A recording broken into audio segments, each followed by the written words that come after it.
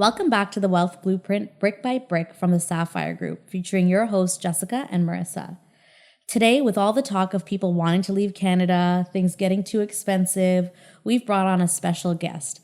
We have a veteran real estate agent, Ricky, here, who specializes in Florida. That's going to give you a whole bunch of information today if you're thinking of taking the move. How are you doing today, Ricky? Great. How are yourself? Good. I see you're dressed for the Florida weather. I am, and it's nice and hot here in Toronto. Thanks for having me both. Of course.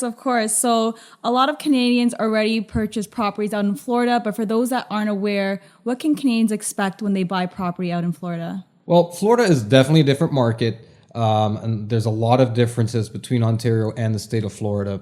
Where do we start? There's differences with tax implications, rental laws. Let's start with tax implications. Well, tax implications. First of all, there's a lot of misconceptions with purchasing a property in Florida and taxation. Essentially, what happens is that Florida residents, if you're an actual resident in the state of Florida, you get what you call a homestead exemption, which is basically the first $100,000 you are exempt from your tax mileage rates. But you are responsible for paying property tax. But you get a discount on your first property if it's your principal property. That goes for state residents in that state. Now, if you own an investment property, you are taxed at the regular rate. So even if you're a Florida resident and you go to purchase your second property or third, you're taxed at a regular rate. A lot of Canadians have a misconception and think that they're getting taxed at a higher rate. They're essentially not. You reside in Canada, so you're not eligible for a homestead exemption, and you're also not a U.S. resident at the same time. But you can purchase a property and not have to worry about excessive taxes or double tax. You're actually taxed at the normalized rate.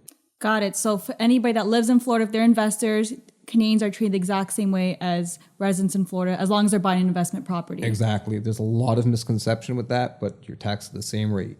Cool. And then what about in terms of down payment? Like here, if you're investing in Canada, it's minimum 20% down. What's it like in Florida? Same thing, 20%, 25%. We do have some Canadian institutions that are in Florida, RBC, HSBC Bank, Desjardins, BMO has a subsidiary bank there also. So, and TD Bank, which has one of the largest market shares also in the state of Florida. So all you essentially have to do is reach out to one of those institutions. They could get you pre-qualified with 20% down. They use all your Canadian information, all your Canadian credit. They pull it right from here. And they either treat it as a secondary home. You could either have two products there, secondary home, which is a 20% minimum down payment, and also as a foreign national purchasing investment properties. Those institutions do like to see 30, 35%, but there are circumstances where you could get away with between 25 and 30%. So the institutions that are charging like 30 to 35, why would people go with them? Do they have better rates? Better rates, and then also it depends if you're a lot of savvy investors own multiple properties, because Florida and the United States in general is an excellent it's an excellent place to purchase investment properties given certain programs. So again, some of these institutions, they do it at 30, 35, but they'll do up to 3, 4, 5 properties versus TD. They'll only give you a preferred 20%, 25% down payment on your first property. So maybe it's kind of like how we have B lenders. Exactly. So B lenders have different requirements than the A lenders. Exactly. And I think we were talking to someone who shared with us that, like, in terms of your rate, so if we have like a 5-year fixed here in terms of interest rate, there it's like 30 years. Yeah. And I think it's a great thing, because at least, 5%, these are my payments for 30 years. I don't touch the mortgage. This is what it is. Versus here, I mean, it's a bit different, and you could run into issues. So at least if you're purchasing an investment property there, and or even a secondary home, these are your payments, and there's very little up or down on it, maybe your maintenance fees. Mm-hmm. And then what about, so do they not have variable rates at all? Everybody just gets fixed? Oh, yes. They do have variable rate mortgages there, but fixed rates have been the preferred for the last, I've been active in Florida for about since 2013, so about 11 years. So popular products are the fixed rate. Yeah. Since the pandemic, fixed rates have been ultra low there. So yeah. Okay, one more question. So what we've heard, well, not one more question, but what we've heard is in terms of interest rates, like even though you're going with the 30-year fix, if the rates came lower, you can break that and there's no real penalty versus here. Like I'm looking like maybe like 20, 30K as a penalty cost. And that is correct. So why? Like, why don't more people do it? Why don't more people know about it? Like, when I found out, I looked at Marissa and I was like, this can't be true. Yeah, it's too good to be true. It's true. Again, the culture there, for standard U.S. residents, they're not as savvy. And same thing with, I'm pretty sure, a lot of individuals, anywhere you go, a lot of people aren't too savvy with money. We're always trying to learn new strategies and new techniques. So that's one thing I do realize, that yes, a lot of Americans don't take advantage of certain aspects, but investors do, right? And a lot of Canadians that want to move and invest, there's a lot of things that they could take advantage of, versus Canada has a bit more stricter lending laws. So I heard the interest rates out in the States are a little bit higher than ours. Is that right? That is correct. The States, they do on their 30-year, they do have typically a higher rate versus their prime lending given from the Federal Reserve. And that's just because they're safeguarding themselves. They're giving you this note for 30 years. Now, you could take lower rates, 15-year products, 10-year products, your variable products. So definitely they have more lending options, in my opinion, versus here. And it protects the consumer there, in my opinion, versus Ontario. Yeah. So then especially if there's no penalty, then you can just like choose a lower rate, 15-year AM, and then as the rates go down in the next couple of years, as they should be, then they could just switch over, right, to a cheaper rate as well. That is correct. Cool. I wish we had that here. Honestly, I would actually be team fixed then. Yeah. Because what's the point? I go with variable because I know I just have like a 3-month penalty if, like, you know, there's like some sort of crash or something. Yeah, because we always tell our investors out here to go variable if you're an investor, because you never know what's going to happen. If you have your principal residence, if you sell it, you're buying somewhere else to live, right? And so you could just port your mortgage and there's no penalty. But if it's an investment property, you could maybe sell it and then have to pay that penalty. And it's like 30, well, it depends on how big your mortgage is, how much time is left, but it could be 20, 30, 40, 50K. So, wow, I really wish we had that product here. So in terms of additional fees and closing costs, what does that look like? I know it's different based on like what kind of property you're buying in terms of pricing, but can you give us like what to expect? Because like US just seems like a foreign market to me. That is an excellent question, and it is very different than here. For example, one thing with closings is that you have doc stamps in the United States, and that's essentially a tax when they're documenting your mortgage. And for example, $500,000 mortgage, your documentary stamps are roughly about $3,500, which is part of your closing costs, which you still have your fees, your encumbrances, mortgage fees. So you're looking, if on a $500,000 purchase there, you're looking of closing fees close to about $13,000, $14,000 US. Also, one more thing is that in the United States, and specifically Florida, you can negotiate for the seller or buyer to pay the seller or buyer's closing costs. So Wow, that's pretty cool. These are items that are negotiable. In addition, every county actually has different policies. Some counties, the buyer is responsible for paying the seller's closing costs. And in some counties, the seller is actually responsible for paying the buyer's closing costs. And when I'm speaking about counties, for example, Fort Lauderdale is in Broward County. That is a county in its own. Miami, it's in Dade County, Miami-Dade County. That's a county in its own. And they do have different closing restrictions and costs that could vary from county to county within the state of Florida. Mm-hmm. So the closing costs out there seem a little bit higher than ours. Yes, they are a bit on mortgage purchases. Now, cash purchases, for example, which a lot of Canadians like to pull equity from their property here and purchase there, which I strongly advise. You don't have to pay the documentary stamps. So you're saving at least in total with mortgage fees and everything about $6,000. So like half of it. Yeah. Oh, wow. That's good to know. And then what about like Orlando versus Miami? Like, what do you recommend? Like, we know what we'd recommend in terms of partying. They're both unique places. I mean, Miami is a vibrant lifestyle. It's got a lot of foot traffic in, just like Orlando, but they're both very different marketplaces. Orlando does tend to be cheaper for a condo in Miami. Just to give you a ballpark, For a conservative condo, 2 bedrooms in Miami, you're looking at about 350 to 400,000 US. Is that like water facing? No, I'm just giving you an average. Anything on the water in Miami, you're looking 700,000. Oh, okay, so double. But, given that average 350, 400 in Miami-Dade, you could probably get a condo, the same square footage in Orlando for about 250,000.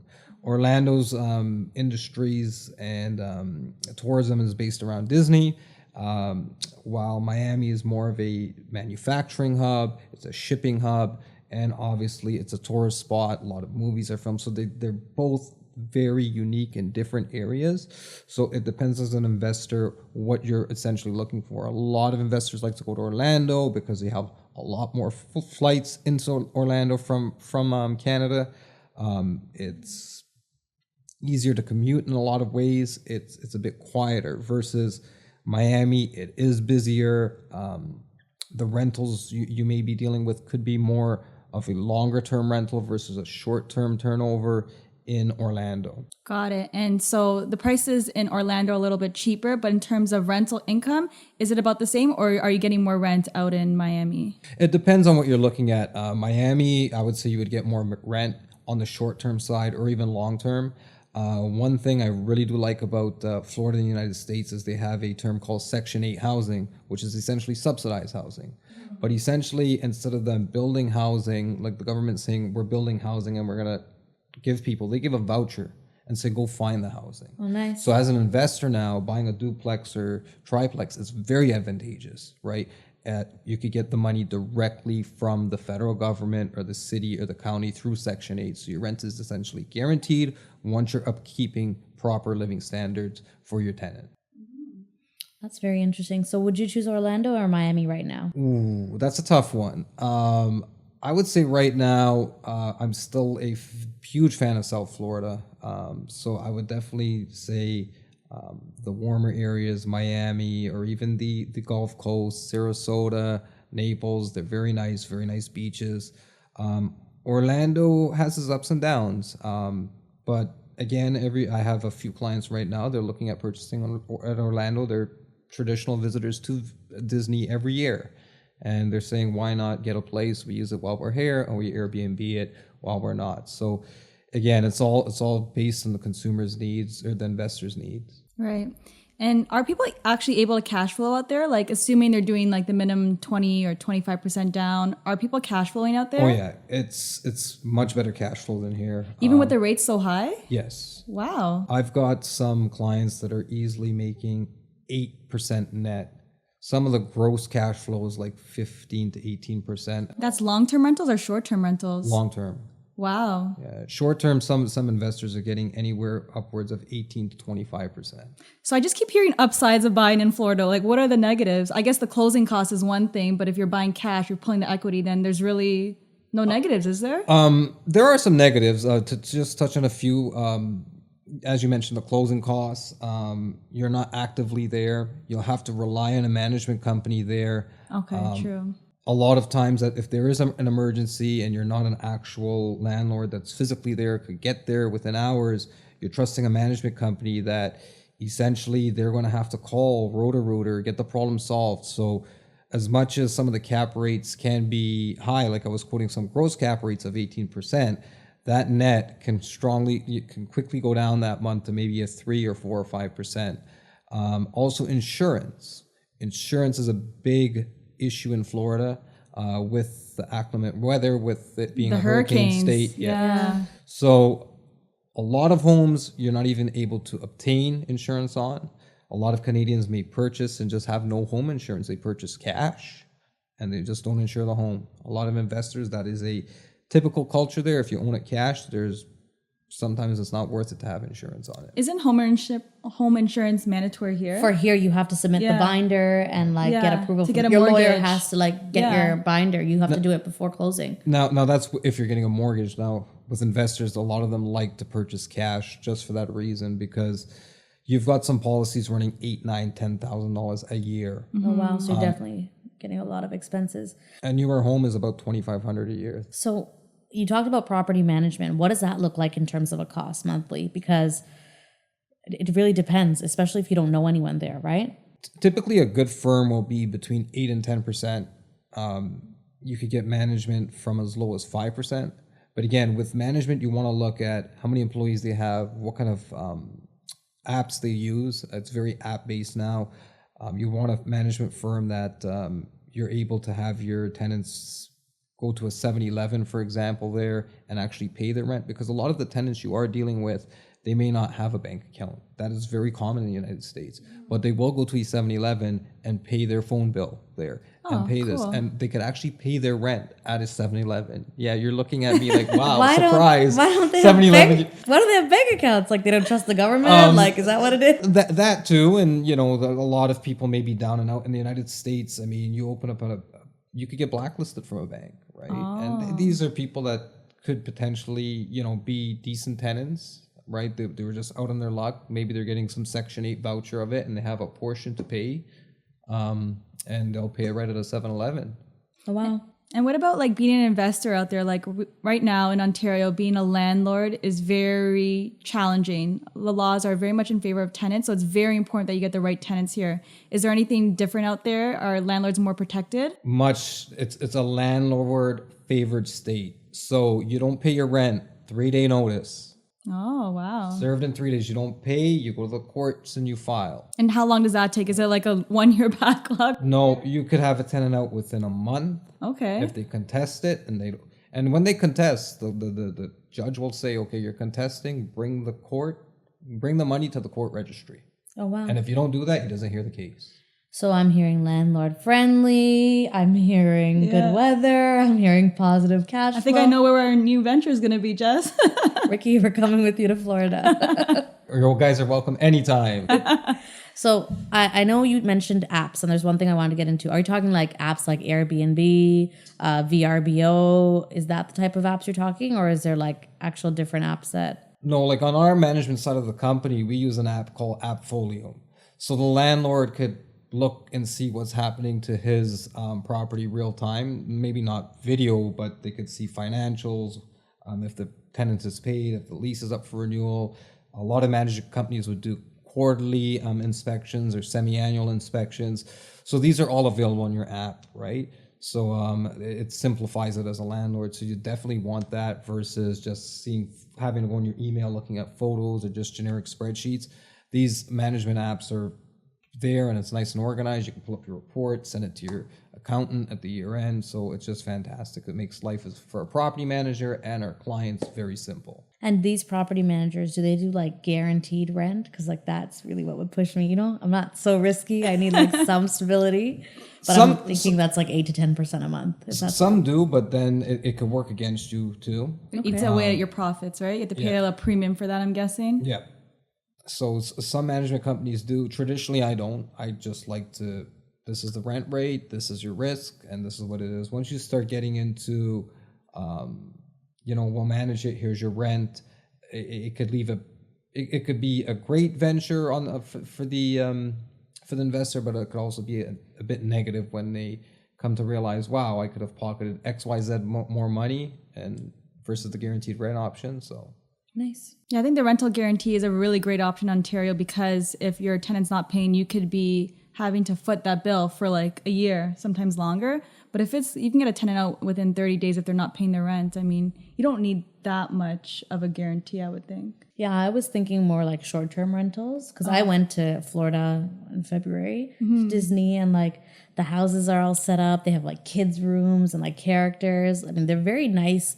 We went to a large one because we had a lot of people, but I even saw the other day on a listing that people sell with the furniture and all of that stuff too. Yeah, so that's common. You could just get started and it's easy versus like I would think like, oh my God, I need to go buy a property somewhere else. I need to buy the furniture. I need to decorate it. I need to find people to do all this. Like, seems like a lot. Yeah, I guess if you're connected with the right people like Ricky, he can provide all the vendors that you need to make sure that it's very simple and easy and the money is just flowing in. Definitely. Great. Well, thank you so much, Ricky, for coming by and, sharing all this knowledge with us. We really appreciate it. I think Jessica and I are really going to sit down and think about if we should be investing out there because right now I don't have any international investments all at home. And so I would love to potentially, buy something out there. It seems like a great investment opportunity. And so if any of you are wanting to do the same, you can connect with Ricky at Real Estate Ricky L on Instagram, and he can, answer any kind of questions that you guys have. Thank you so much. Thank you. Thanks for having me.